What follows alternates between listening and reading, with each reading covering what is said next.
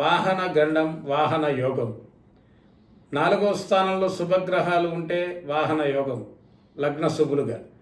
లగ్న పాపులుగా 4వ స్థానంలో ఉంటే వాహన గండాలు కలుగుతాయి. అందుకని జాతక పరిశీలన చేసుకుని భార్యాభర్తల జాతకంలోనూ పిల్లల జాతకంలోనూ 4వ స్థానం బాగుంటేనే, లగ్న శుభులు అక్కడ ఉంటేనే ఈ వాహనాలను కొనటం, వాళ్ళ పేరుతో ఈ గృహాలను పెట్టడం చేయండి.